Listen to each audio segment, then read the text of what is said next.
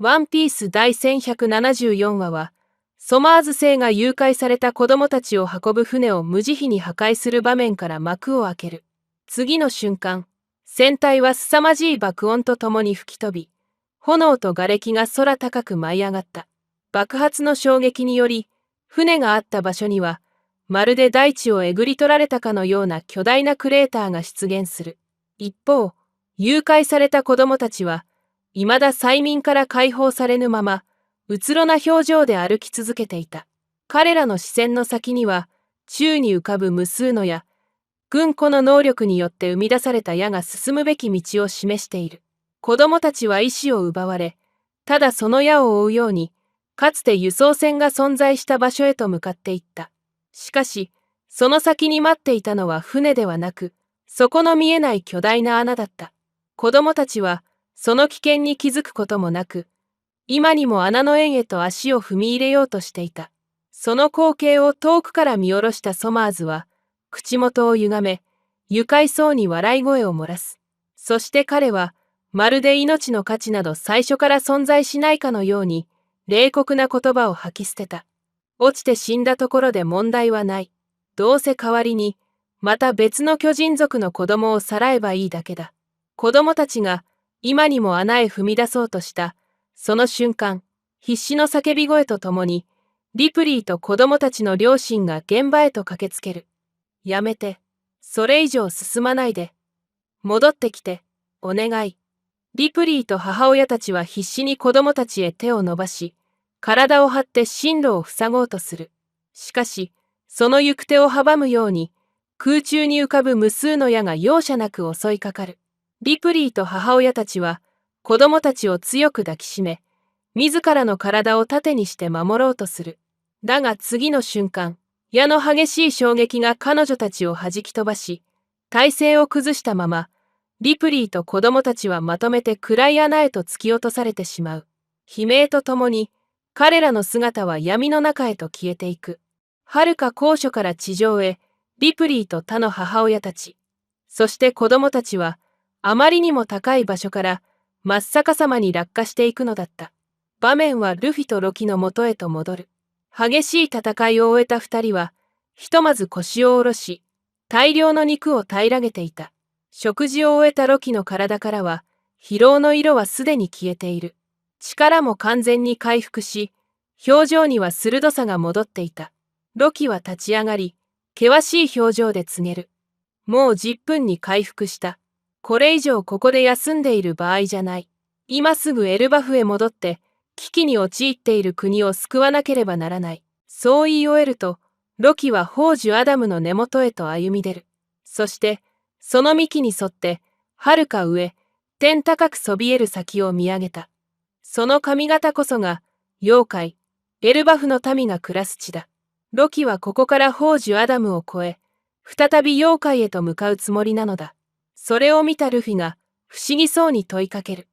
なあロキ、どうやって上まで行くんだ。ロキは余裕の笑みを浮かべ、自信満々に答える。決まっている。飛ぶのだ。次の瞬間、ロキの体から異様な気配が吹き上がる。悪魔のみの力が解き放たれ、もともと巨体であるロキの体がさらに膨れ上がっていく。黒い鱗が全身を覆い、背中からは巨大な翼が広がり、鋭い爪を持つ獅子が姿を現す。ロキは黒き巨大なドラゴンへと変貌していた。眼前に現れた圧倒的な存在を前に、ルフィは思わず目を見開く。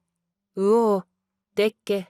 しばらく見上げた後、ルフィは無邪気に言う。なあロキ、俺も一緒に乗せてくれよ。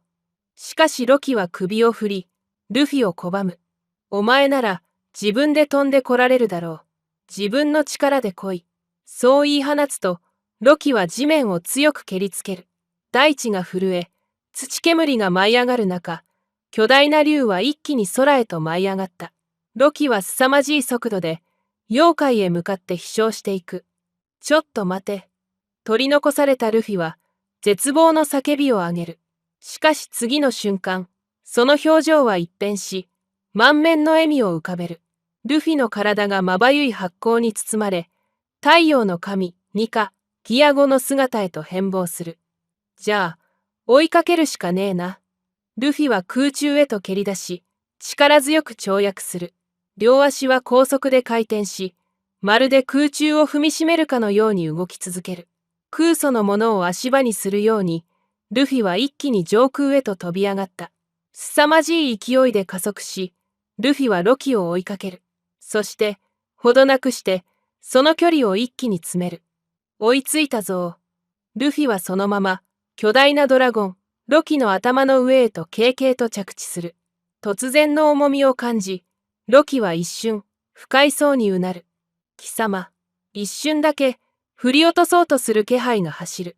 だが次の瞬間、ロキは空を見据えたまま、静かに息を吐いた。迫り来る戦い、ゲルバフで待ち受けるのは、もはや一人でどうにかできる相手ではない。この男の力が、間違いなく必要になる。仕方あるまい。これからの戦い、貴様の力が必要になる。そう告げると、ロキはそれ以上何も言わず、翼を大きく広げる。黒き巨大なドラゴンの頭上には、白き太陽の神、ニカ。白と黒、全く異なる二つの存在が、同じ空を目指して並び立つ。次の瞬間、ロキは一気に加速し、空高く舞い上がる。ルフィは頭の上で楽しそうに笑いながら、しっかりと踏みしめて立っていた。二人は雲を突き抜けながら、妖怪を目指して空高く舞い上がっていく。上空を飛翔する途中、ルフィとロキは、下方から落下してくる人影に気づく。それは、巨大な穴から投げ出されるようにして落ちてきたリプリーと、子供たち、そしてその家族だった。彼らは悲鳴を上げながら、遥か上空から自由落下していた。その光景を目にしたルフィは、思わず声を上げる。リプリーたち。その瞬間、ロキは迷うことなく急降下する。巨大な黒竜は翼をたたみ、一気に速度を上げて落下する人影へと迫った。そして、鋭く、しかし慎重に、竜の足でリプリーをつかみ、さらに次々と落ちてくる子供たちをその腕で受け止めていく。空中での一瞬の攻防の末、ロキは落下していた全員を捕らえることに成功する。そのままロキは旋回し、ゆっくりと地上へと降下する。やがて全員を安全な場所へと下ろし、彼らを無事に地面へと戻した。命拾いしたリプリーと子供たちは、巨大な竜を見上げ、震えながらも深く頭を下げる。ありがとう。助けてくれて。本当に、ありがとう。彼らはまだ、その黒竜の正体がロキであるとは知らなかった。